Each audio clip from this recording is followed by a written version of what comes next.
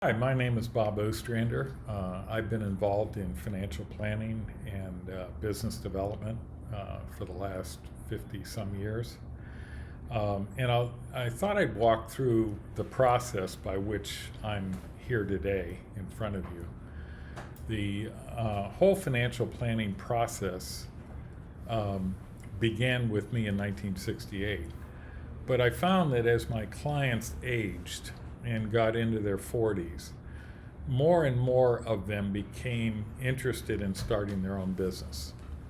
And so I began to do research to figure out how I'm going to answer the questions that they have with regard to starting their own business.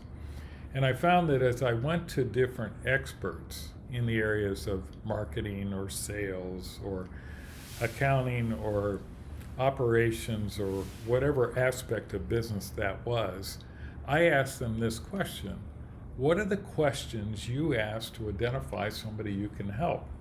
Thinking that I could then refer my client to them if they had those questions.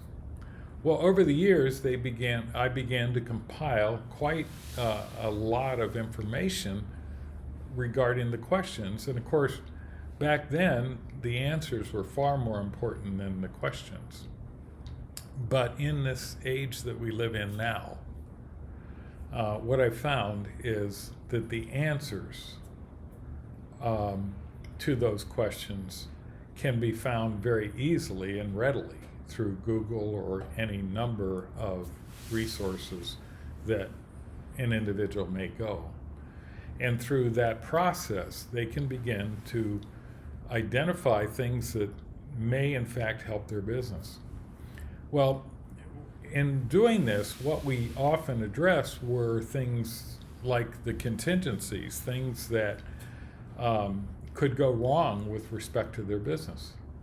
And certainly, as you begin to look at those contingencies, when you write a contingency and you say, okay, here's the contingency, the risk that I'm looking at, then you look at, well, what would I do to solve that risk?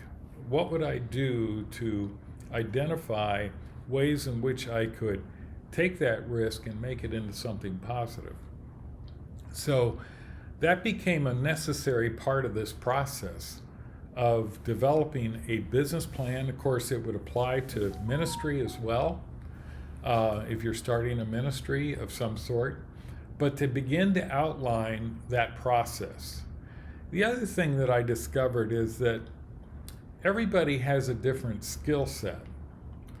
And I've observed that as you build your business, you begin to bring in people just like yourself because that's who you're comfortable with. But that's not what will make a business successful. You need to bring in people who are not like you, okay? Because if they're like you, they have the same skill sets that you have, and so those things don't work well. You need to bring in people that have a different type of skill set. Now, when I say bringing in people, that doesn't necessarily mean they're actually on your salary. You're having to pay them a salary. You may actually want to just outsource them. In other words, bring them in just to do specific things for you. So they're acting more as a consultant or a like an accountant. You might only bring in once a year, but you might have a bookkeeper that's there every day paying the bills. So those are ways in which you can mitigate some of your costs and your expenses as you build your business. And it's a process, building a business. Businesses don't just happen. Often we talk about the idea that this business was an overnight success after 25 years. So it does take time to build those foundations and develop that process. Well, that's what this course is about. What we want to do is teach you all the things to be thinking about as you develop your business or your ministry.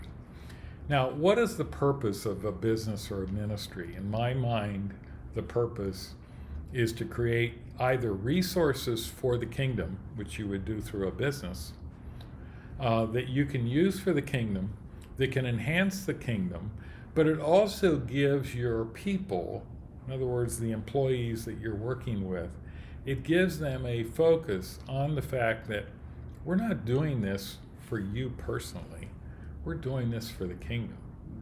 So it gives us a way in which we can translate that whole purpose and reason so that they begin to look at the business themselves as for the kingdom. But it's not only the business, it might be a ministry.